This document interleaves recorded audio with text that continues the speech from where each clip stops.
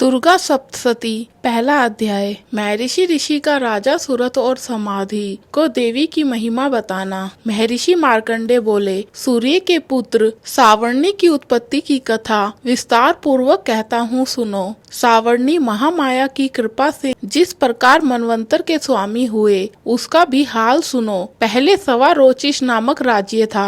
वह प्रजा को अपने पुत्र के समान मानते थे, तो भी कोला विध्वंसी राजा उनके शत्रु बन गए। दुष्टों को दंड देने वाले राजा सूरत की उनके साथ लड़ाई हुई। कोला विध्वंसियों के संख्या में कम होने पर भी राजा सूरत युद्ध में उनसे हार गए। तब वह अपने नगर में आ गए। केवल अपने देश का राज्य ही उनके पास रह गया और वह उसी देश के राजा होकर राज्य करने लगे। किंतु उनके शत्रुओं ने उन पर वहां आक्रमण किया। राजा को बलहीन देखकर उनके दुष्ट मंत्रियों ने राजा की सेना और खजाना अपने अधिकार में कर लिया। राजा सूरत अपने राज्य अधिकार को हार कर शिकार खेलने के बहाने घोड़े पर सवार होकर वहां से एक भयंकर वन की ओर चल दिए। उस वन में उन्होंने महर्षि मेघा का आश्रम देखा। वहां मेघा महर्षि अपने शिष्यों तथा मुनियों से सुशोभित बैठे हुए थे और वहां कितने ही हिंसक जीव परम शांति भाव से रहते थे। राजा सूरत ने महर्षि मेघा को प्रणाम किया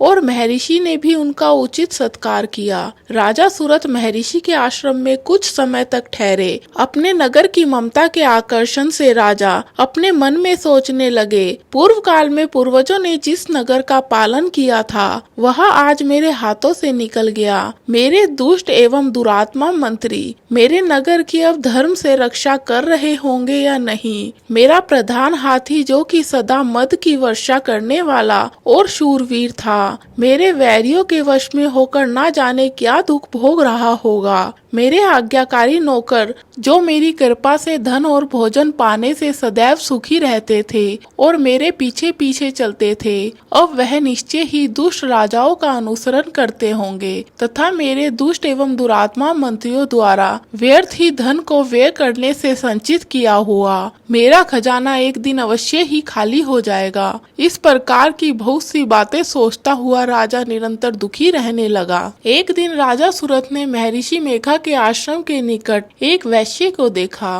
राजा ने उससे पूछा, भाई तुम कौन हो? यहाँ तुम्हारे आने का क्या कारण है और तुम मुझे शोकग्रस्त अनमने से दिखाई देते हो, इसका क्या कारण है? राजा के यह नम्र वचन सुन वैश्य ने महाराज सूरत को प्रणाम करके कहा। वैश्य बोला, राजन, मेरा नाम समाधि है। मैं धनियों के कुल में उत्पन्न एक वैश्य हूँ। मेरे दुष्ट स्त्री पुत्र आदि ने लोभ से मेरा सब धन छीन लिया है और मुझे घर से निकाल दिया है। मैं इस तरह से दुखी होकर इस वन में चला आया हूँ और यहाँ रहता हूँ। मैं इस बात को भी नहीं जानता कि अब घर में इस समय सब कुशल है या नहीं। यहाँ मैं अपने परिवार का आचरण संबंधी कोई समाचार भी नहीं पा सकता कि वह घर में इस समय कुशल पूर्वक है या नहीं। मैं अपने पुत्रों के संबंध में यह भी नहीं जानता कि वह सदाचारी है या दुराचार में फंसे हुए हैं। राजा बोले, जिस धन के लोभी स्त्री पुत्रों ने तुम्हें घर से निकाल दिया है, फिर भी तुम्हारा चित्त उनसे क्यों प्रेम करता है? वैश्य ने कहा, मेरे विषय में आपका ऐसा कहना ठीक है, किंतु मेरा मन इतना कठोर नहीं है। यद्यपि उन्होंने धन के लोभ में पड़कर पितृ स्नेह को त्याग कर मुझे घर से निकाल दिया है, तो भी मेरे मन में उनके लिए कठोरता नहीं आती। हे महामते,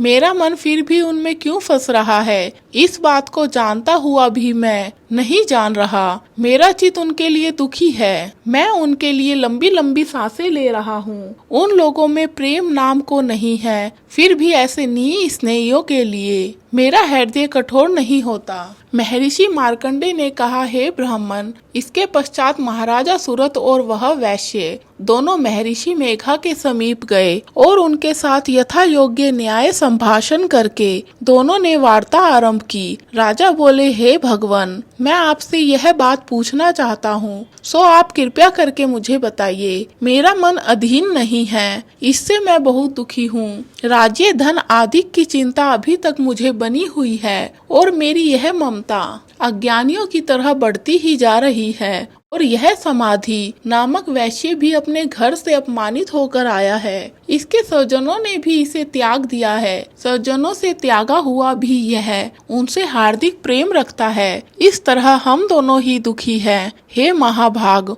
उन लोगों के अवगुणों को देखकर भी हम दोनों के मन में उनके लिए ममता जनित आकर्षण उत्पन्न हो रहा है। हमारे ज्ञान रहते हुए भी ऐसा क्यों है? अज्ञानी मनुष्यों की तरह हम दोनों में यह मूर्खता क्यों है? महर्षि मेघा ने कहा, विषम मार्ग का ज्ञान सब जंतुओं को है। सबों के लिए विषय पृथक पृथक होते हैं। कुछ प्राणी दिन में नहीं देखते और कुछ रात को, परंतु कई जीव ऐसे हैं जो दिन तथा रात दोनों में देख सकते हैं। यह सत्य है कि मनुष्यों में ज्ञान प्रधान है, किंतु केवल मनुष्य ही ज्ञानी नहीं होता। पशु पक्षी आदि भी ज्ञान रखते हैं। जैसे यह पशु पक्षी ज्ञानी है, वैसे ही मनुष्यों का ज्ञान है, और जो ज्ञान मनुष्यों में वैसे ही पशु पक्षियों में है, तथा अन्य बातें भी दोनों में एक जैसी पाई जाती हैं। ज्ञान होने पर भी इन पक्षियों की ओर देखो कि अपने भूख से पीड़ित बच्चों की चोंच में कितने प्रेम से अन्न के दाने डालते हैं। हे राजन,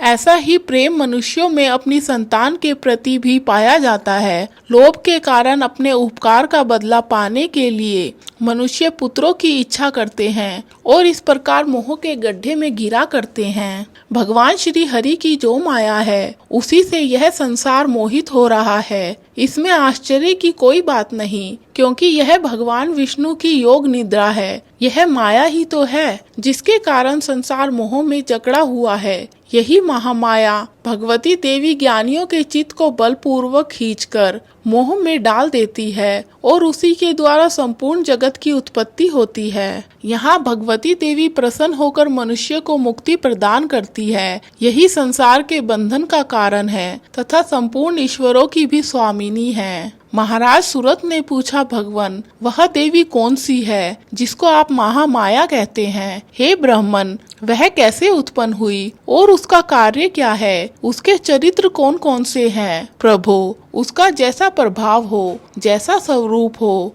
वह सब ही कृपा कर कर मुझसे कहिए, मैं आपसे सुनना चाहता हूँ। महर्षि मेघा बोले, राजन, वह देवी तो नित्य स्वरूपा है। उसके द्वारा यह संसार रचा गया है, तब भी उसकी उत्पत्ति अनेक प्रकार से होती है। वह सब आप मुझसे सुनो। वह देवताओं का कार्य सिद्ध करने के लिए प्रकट होती है। उस समय वह उत्पन्न हुई कहलाती है। संसार को जलमय करके जब भगवान विष्णु योग निद्रा का आश्रय लेकर शेष शैया पर सो रहे थे, तब मधुकैटभ नामक के दो असुर उनके कानों के मैल से प्रकट हुए और वह श्री ब्रह्मा जी को मारने के लिए तैयार हो गए। श्री ब्रह्मा जी ने जब उन दोनों को अपनी ओर आते देखा और यह भी देखा कि भगवान विष्णु योग निद्रा का आश्रय लेकर सो रहे हैं, तो वह उस समय श्री भगवान को जगाने के लिए उनके नेत्रों में निवास करने वाली योग निद्रा की स्तुति करने लगे। श्री ब्रह्मा जी ने कहा, हे देवी, तुम ही स्वाहा,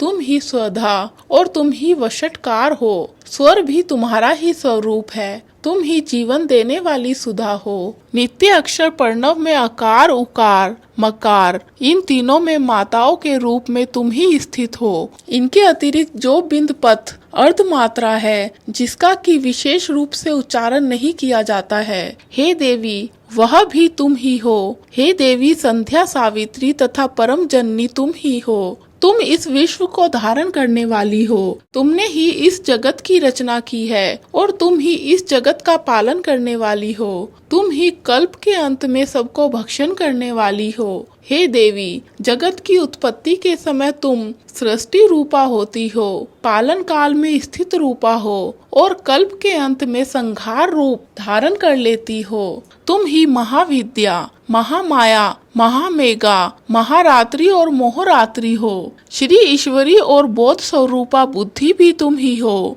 लज्जा, पुष्टि, तुष्टि, शांति और क्षमा भी तुम ही हो। तुम खड़ग धारिणी, शूल धारिणी, घोर रूपा तथा गदा, चक्र, शंख और धनुष को धारण करने वाली हो। बाण, भुषुंडी और परिघ भी तुम्हारे ही अस्त्र है। तुम सौम्य और सौम्यतर हो। यही नहीं बल्कि जितने भी सौम्य तथा सुंदर वस्तुएं इस संसार में हैं, उन सबसे बढ़कर सुंदर तुम हो। पर और अपर, सबसे पर रहने वाली सुंदर तुम ही हो। हे सर्व स्वरूपे देवी, जो भी स असत पदार्थ है और उनमें जो शक्ति है वह तुम ही हो। ऐसी अवस्था में भला तुम्हारी स्तुति कौन कर सकता है। इस संसार की सृष्टि, पालन और संहार करने वाले जो भगवान हैं, उनको भी जब तुमने निद्रा के वशीभूत कर दिया है, और फिर तुम्हारी स्तुति कौन कर सकता है। मुझे भगवान विष्णु तथा भगवान शंकर को शरीर धारण कराने वाली तुम ही हो। तुम्हारी स्तुति करने की शक्ति किसमें है। हे देवी, तुम तो अपने इन उदार प्रभावों के कारण ही प्रशंसनीय हो। मधु और कैटभ जो भयंकर असुर है, इन्हें मोह में डाल दो और श्री हरि भगवान विष्णु को भी जल्दी जगा दो और उनमें इनको मार डालने की बुद्धि भी उत्पन्न कर दो। महर्षि मेघा बोले, हे राजन, जब ब्रह्मा जी ने देवी से इस प्रकार स्तुति करके भगवान को जगाने तथा मधु कैटभ को मारने के लिए कहा, तो वह श्री भगवान विष्णु के नेत्र, मुख, नासिका, बाहु,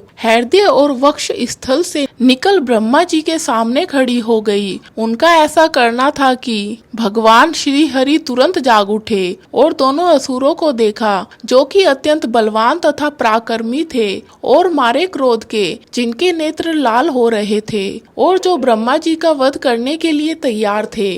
तब क्रुद्ध हो उन दोनों दुरात्मा असुरों के साथ भगवान श्री हरि पूरे 5 वर्ष तक लड़ते रहे।